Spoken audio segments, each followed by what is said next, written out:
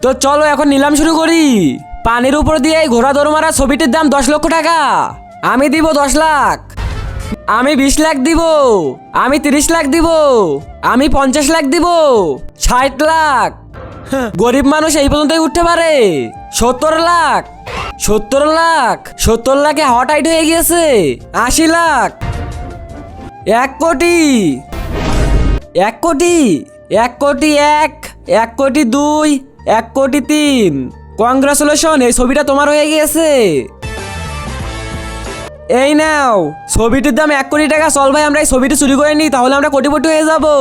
এ শালা আমাকে আজকে অনেক বড় অপমান করে ফেলেছে, এর বদলা তো আমি অবশ্যই নিব। দিকে তোমাকে আজকে একটা মানুষকে মারতে হবে, তাহলে তুমি যত টাকা চাইবা তত টাকা দিব। ঠিক আছে, এই নে 50 লাখ, ওকে মেরে ফেলবে, ও অনেক বড় অপমান করেছে আমাকে। ঠিক আছে, কিন্তু আমি ওকে চিনবো কিভাবে?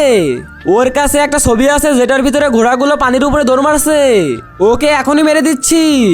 এই ছবিটি আমার ঘরের দেয়ালে লাগিয়ে দিব।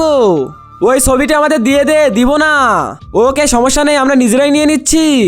1 কোটি টাকার ছবি।